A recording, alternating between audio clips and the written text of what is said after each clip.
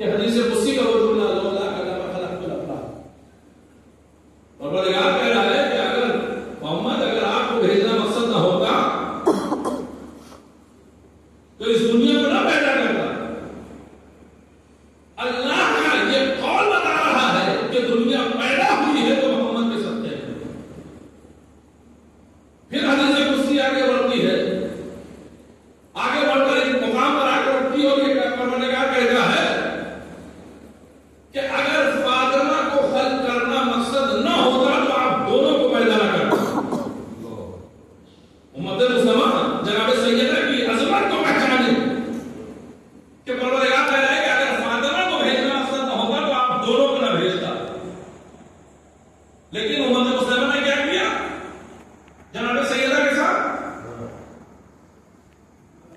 کہ دروازے پر آگ رکھ لی لے کر آگے رسول کے اخلاق کی بات کیا جائے۔ میں نے اس بار کیا ہے، پھر عرض کر دوں ایک نتیجہ دینا مقصد ہے۔ وہ ضعیفہ کے جو ہمیشہ ستایا کرتی تھی رسول، ہمیشہ گھر کے فاضل حصے کو اس رسول کے سر پہ ڈالا کرتی تھی، لیکن میرا لاکھوں سلام رسول اسلام پر، میرا کروڑوں سلام رسول اسلام پر۔ یا رسول اللہ راستہ نہیں بدلا، کیوں کہ شاید راستہ نہ بدل کے یہ پیغام دے رہے تھے کہ دیکھو ہم راستہ بدلوانے کے لیے آیا کرتے ہیں، جو راستہ بدلنا وہ ہادی نہیں ہوا کرتا، جو لوگوں کے راستے کو بدلوائے اسے ہادی کہا جاتا ہے، اسے نبی کہا جاتا ہے، اسے امام کہا جاتا ہے۔ ایک صلوات پڑھے محمد پر۔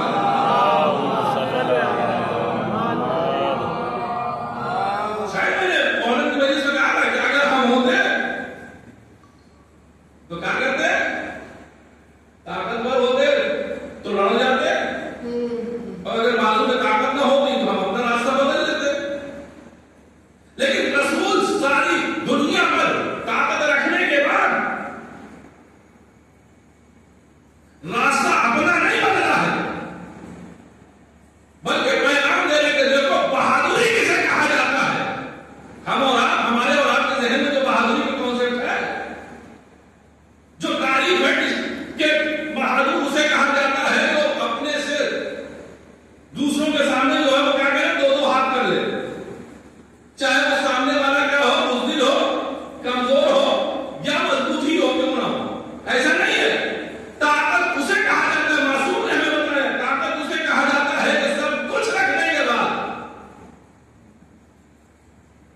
سب کچھ ہو لیکن اس کے بعد بھی راستہ نہیں۔ رسول چاہتے راستہ بدل دیتے، رسول چاہتے صرف اشارہ کرتے وہ ضعیفہ ختم ہو جاتی ہے نہیں ہے۔